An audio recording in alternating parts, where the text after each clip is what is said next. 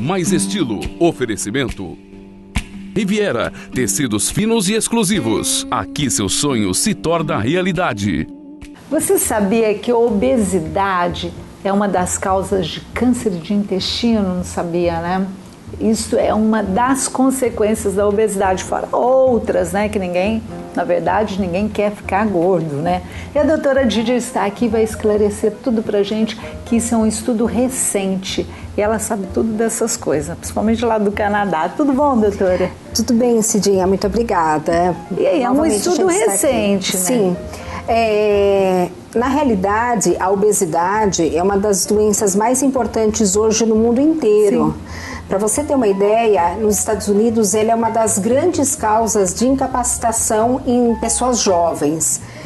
Um estudo desenvolvido na Austrália mostrou que há uma correlação muito íntima entre o fator obesidade ou até mesmo sobrepeso em câncer de intestino. Por quê? Porque, na verdade, a gordura, que seria os adipócitos, eles estimulam uma enzima e esta enzima estimularia substâncias inflamatórias que conduziriam o caminho do tumor do intestino. E vale a pena a gente lembrar que um outro viés além desse é que quando eu estou obeso, geralmente eu posso desenvolver constipação. É, verdade. Né? E além disso, há uma outra situação que é a formação de pólipos que se diferenciam ao longo do tempo, também gerando tumor de intestino. Então, no intestino, a obesidade é uma das causas extremamente importantes a gente abordar, fazer a vigilância, inclusive com a colonoscopia, né?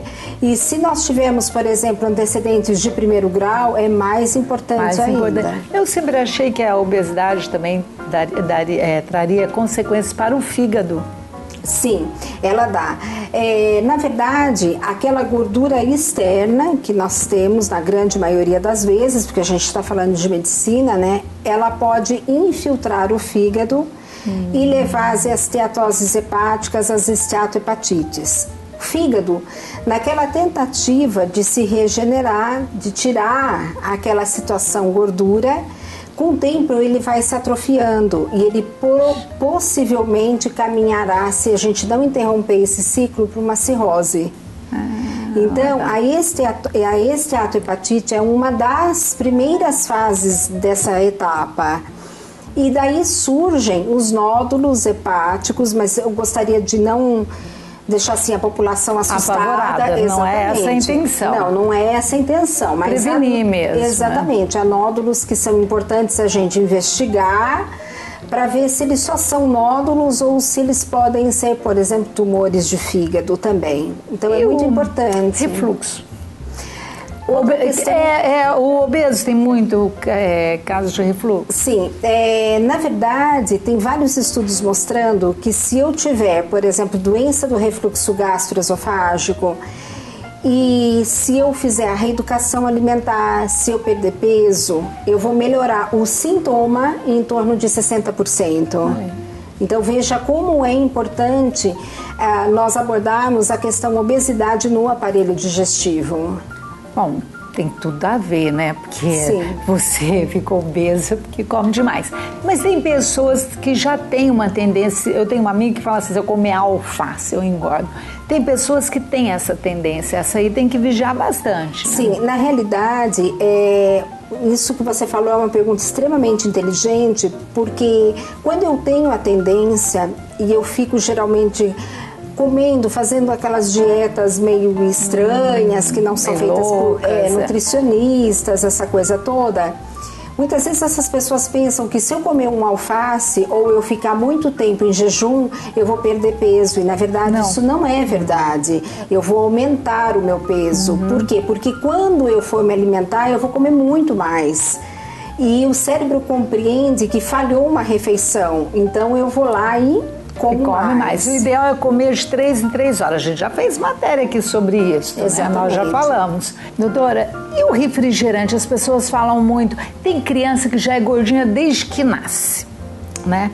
E aí ela vai tendo hábitos alimentares ruins, o refrigerante, muito doce, a comida rápida, a batatinha.